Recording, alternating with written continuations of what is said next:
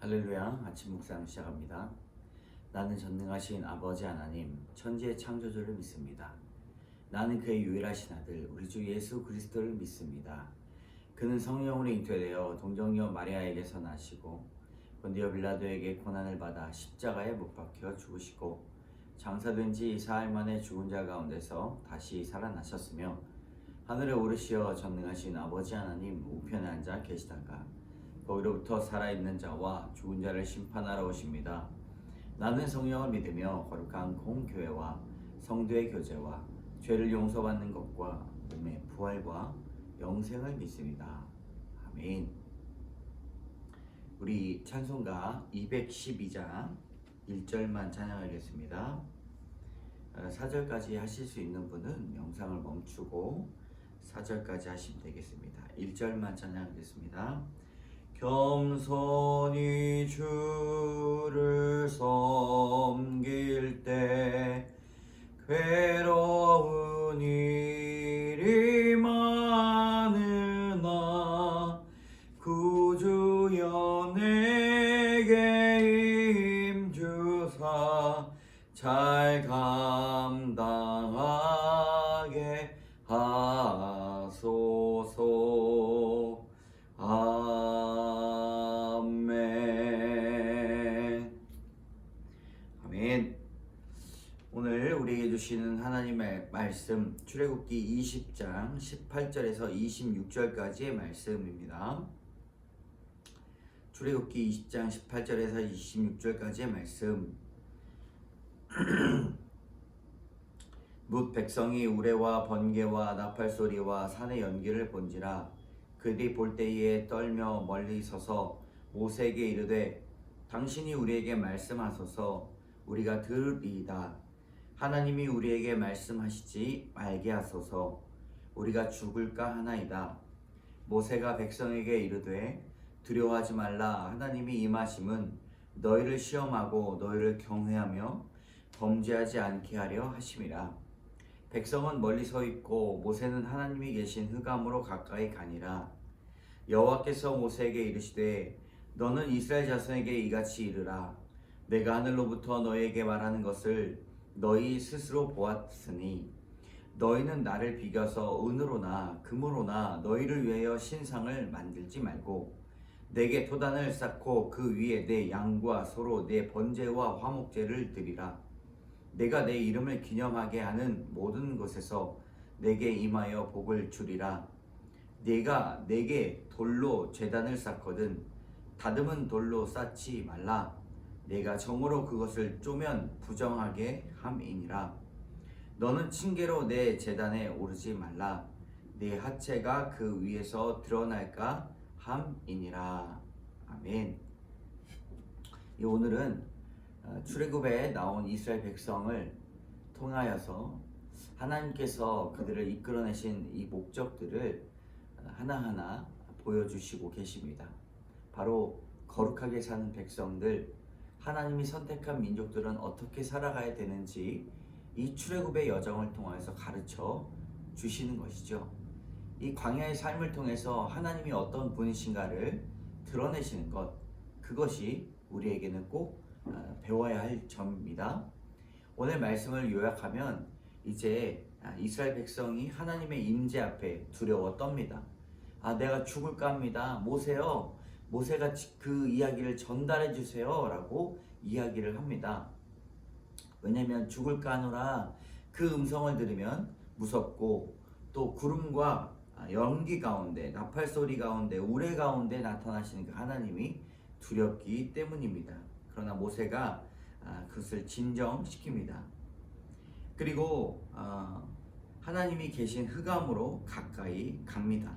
말씀을 듣기 위해서이죠. 하나님이 모세에게 너는 이스라엘 자손에게 이같이 이르라. 너희를 위하여 신상을 만들지 말고 토단을 쌓아 내게 번제와 화목제를 드리라 라고 그렇게 명하십니다. 애굽에서 나올 때 예배하기 위하여서 나온다 라는 말씀, 그것이 이루어지고 있습니다. 여러분, 오늘 우리에게 주시는 말씀의 교훈, 죽을까 하나이다 입니다. 이스라엘 백성이 무서운 우레와 번개와 나팔 소리가 나는 가운데 하나님의 놀라운 위엄과 권능을 보면서 두려워 떨게 됩니다. 그리고 모세에게 하나님이 자신에게 직접 말씀하시지 않게 해달라고 간청합니다. 하나님을 대면하자 자신들이 죽을까 염려했기 때문입니다. 여러분, 거룩, 하나님의 속성인 이 거룩을 보면서 사람은 두려워 떨 수밖에 없고 자신의 죄를 낱낱이 고할 수밖에 없습니다. 그리고 자신이 얼마나 보잘것없는 죄인임을 깨닫게 되는 것이죠. 이 세례 요한이 세례할 때 죄를 드러나게 하는, 죄를 고백하게 하는 능력이 있었습니다. 그리고 회개해야만 세례를 주는 것이죠. 사람들이 세례 요한을 따라다니는 이유가 있습니다. 신비로운 죄를 회개한 능력, 그 말씀에 능력이 있었기 때문입니다. 근데 세례 요한이 나의 뒤에 오시는 분은 더 놀라운 능력이 있으시다라고 말씀하십니다. 그 능력이 무엇입니까? 회개하게 하는 능력. 그러므로 세례 요한의 그 선포와 예수 그리스도의 선포가 처음에 똑같지 않습니까? 회개하라, 천국이 가까이 왔느니라. 여러분, 회개를 선포하는 정말 놀라운 하나님의 능력, 예수 그리스도의 그 십자가의 능력을 우리는 알아야 됩니다. 하나님 앞에 나아갈 때 우리의 연약함, 우리 얼마나 죄인인지 보잘것없는 존재인지를 깨닫게 되는 것이죠. 여러분, 오늘 적용해 봅시다. 우레와 번개와 나팔 소리 같은 두려운 사건 가운데 하나님을 만난 간증이 있습니까? 그 간증을 나누어 보시기 바랍니다. 마지막에 번제와 화목제입니다. 하나님은 이스라엘 백성들에게 제단을 쌓아서 예배를 드리라, 화목제, 번제물을 드리라 말씀을 하고 계십니다. 그들이 애굽 땅에 나온 이유가 무엇입니까? 예배를 드리려고. 우리 인생을 살아가는 이유가 무엇입니까? 예배를 드리려고, 하나님의 말씀을 들으려고 우리가 살아가는 것이죠. 번제는 하나님을 향한 자발적 헌신, 화목제는 하나님께서 베풀어 주신 그 은혜의 감사의 표시입니다. 자발적 헌신과 감사의 표시가 매우 중요합니다. 그래서 하나님께서는 감사를 받으시고 충성을 받으시기를 원한다는 것이죠.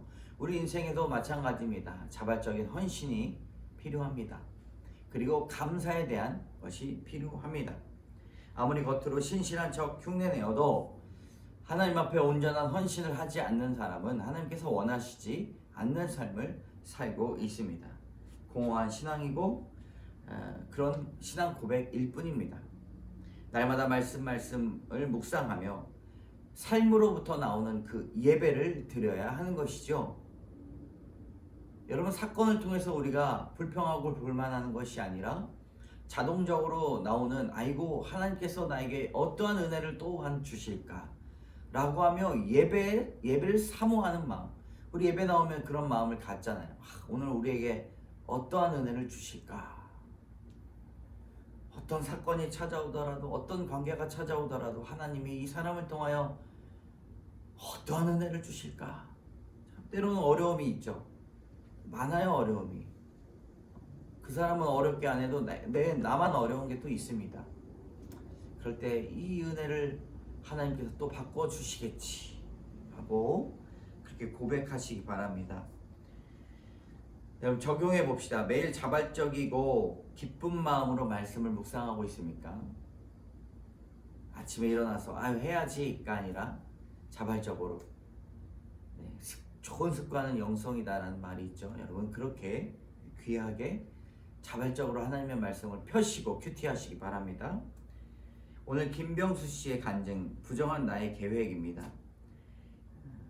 어떠한 부정한 계획이 있었는지 봅시다. 믿지 않은 가정에서 태어난 저는 정결한 사회에 적응하지 못하는 심약한 사람들이 의지할 곳을 찾아가는 현실 도피처일 뿐이라고 여기며 살았습니다. 모범생으로 자라면서 스스로 의롭다 여기고 인생의 계획을 세우고 그대로 실행하면 성공이라 생각했습니다. 그러다 믿는 자매를 만나 교제를 시작한 저는 교회 뜰을 밟고 세례도 받게 되었습니다. 그리고 내 인생에 종교란 없었지만 결혼하면서 이 정도 계획은, 그런 수정은 감수해야지라고 생각했습니다. 그런데 결혼이 제가 정한 때 되지 않아 큰 두려움이 엄습했고 저는 그제야 비로소 주님을 애타게 찾게 되었습니다. 주님은 그런 저에게 두려워하지 말라고 하시며 제 인생의 기적같이 찾아오셨습니다. 이후 공동체에 속해 예배를 빠지지 않고 드리던 제게 주님은 결혼과 집, 자녀의 복까지 아낌없이 주셨습니다. 그렇게 저는 예배와 소그룹 모임에 참석하며 주님의 뜻에 순종하는 삶을 살게 되었다고 착각했습니다. 하지만 몸에 밴 죄의 습성, 욕심이 고스란히 남아 계획대로 일이 되지 않으면 두려움이 몰려옵니다. 얼마 전 회사에서 맡은 업무가 계획대로 진행되지 않아 조바심이 났습니다. 급기야 업무가 중간에 무산될 위기에 처하자 두려워서 말씀을 보았습니다. 하지만 그것은 주님을 의지하는 마음으로 그분의 계획을 온전히 따르려고 본 것이 아니었습니다. 그저 주님을 내 계획대로 완성해 주실 신상 정도로 여겼습니다. 다듬은 돌로 부정하게 제단을 쌓았습니다. 구속사의 말씀으로 또 성도들의 치열한 삶의 간증으로 내 계획이 아닌 하나님의 계획, 말씀의 성취가 이루어지는 인생이 진짜 복받은 인생임을 공동체에서 수없이 보고드리며 은혜를 받았습니다. 그럼에도 정작 저는 내 인생은 내 뜻대로 되어야 한다 외치고 있었습니다. 오늘 말씀으로 내가 얼마나 하나님과 무관한 삶을 살고 있는지 알려주시고 부끄럽고 죄송할 뿐입니다. 이런 저를 불쌍히 여기셔서 제단에 관한 법을 구체적으로 알게 하시니 감사합니다. 이제는 부정한 나의 계획을 내려놓고 하나님의 경외하며 살기를 소망합니다. 아멘. 여러분, 오늘 말씀에 참 적용되는 귀한 간증을 주셨습니다. 여러분, 하나님께서 우리에게 주시는 그 말씀에 두려움이 있죠. 경외함이 있습니다. 연약하기 때문에 그렇습니다. 그러나 우리는 하나님의 말씀을 붙잡고 살아가야 되는 사람이죠. 하나님의 말씀이 들어와도 우리는 하나님의 말씀을 믿지 아니하고 하나님의 말씀을 따르지 아니하고 살아갈 때가 너무나 많이 있습니다. 말씀을 듣지 않으면서도 하나님의 말씀을 듣는다라고 하는 그런 신앙생활 하는 사람이 얼마나 많은지 모릅니다. 저도 그랬습니다. 하나님의 말씀, 신대원 성경 공부한 것이 다인 줄 알았습니다. 그리고 성경을 잘 안다고 생각하였습니다. 그러나 목사로도 하나님의 말씀을 적용하지 않고 잘 살아가는 것처럼 생각할 수 있다는 것이죠. 철저하게 회개하였습니다. 하나님의 말씀은 여러분, 우리에게 매일같이 묵상하고 깊이 깨달아지고 적용될 때 그것이 말씀으로 살아가려는 발버둥입니다. 하나님의 말씀이 들어왔음에도 불구하고 인생은 내 뜻대로 되어야 된다라고 하는 이 김병수 씨의 고백이 우리 모두의 고백이 되어야 합니다. 이분이 이렇게 적용하였습니다. 진행하던 회사 일이 무산되더라도 남은 업무 절차를 성실히 따르겠습니다. 두려움이 몰려올 때 하나님의 계획대로 행하게 해주시기를 기도합니다. 여러분, 오늘 말씀이 우리에게 참된 회개와 그리고 나의 계획을 내려놓기를 원합니다. 기도하겠습니다. 우레와 번개와 나팔소리 같은 두려운 사건 가운데 하나님을 인격적으로 만나는 은혜를 허락하여 주시옵소서. 나를 위하여 우상을 만들지 않고 매일 자발적으로 기쁜 마음으로 말씀 묵상하며 돌을 다듬는데 나의 마음, 나의 계획으로 돌을 다듬는 것이 아니라 하나님 온전히 나의 인생을 사용하여 주시옵소서. 번제와 화목제를 드리게 하여 주시옵소서. 모든 말씀 예수님 이름으로 기도드립니다. 아멘.